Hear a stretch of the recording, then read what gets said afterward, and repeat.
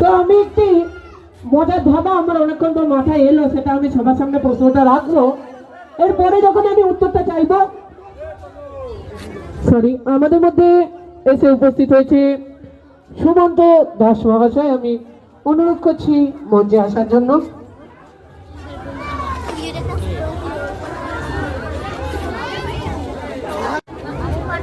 আমাদের পরবর্তী অতিথিকে আমি মঞ্চে আসার জন্য অনুরোধ করছি।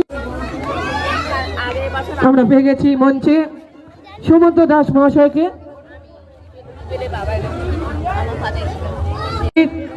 সুশান্ত দাস মহাশয়কে বরণ করে নিচ্ছে তন্ময় মজুমদার মহাশয়। একবার জোরে হাততালি সবাই মিলে সুশান্ত দাসের জন্য। সুমন্ত দাস মহাশয় তো ব্যাচ পড়িয়ে সম্বোধিত করছেন তন্ময় মজুমদার মহাশয়।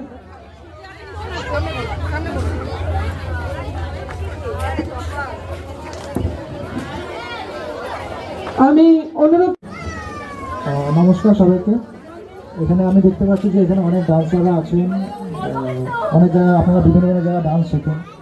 তো আমি একজন ডান্সার, হয়তো আমি আমার জীবনে অনেকটা কিছু অ্যাচিভ করতে পারিনি, তবু আমি আমাদের জি বাংলা, স্টার জলসা, বড় বড় শোতে আমি পার্টিসিপেন্ট হিসেবে বা আজকাল আমি ডান্স ডান্সে অ্যাজ এ কোরিওগ্রাফার হিসেবে কাজ করি, অ্যাসিস্ট্যান্ট কোরিওগ্রাফি। তো আমি এই এলাকার কিছু বাচ্চা কাছে আমার কাছে ডান্স শেখে। তো আমি চাইবো আমার বাচ্চা কাছে একটু স্টেজে আসুক, যদি আপনাদের অনুমতি থাকে। তো সবাই একটু বাচ্চাদের কাছে একটু স্টেজে এসো আমাদের।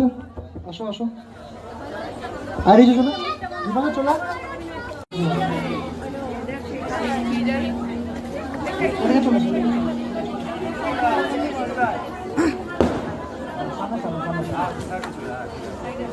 তো আপনারা অনেকে হয়তো চেনেন, ওদের এখানে বাড়ি, এই ক্লাবেরই মেম্বারের একজন সদস্য মেয়ে।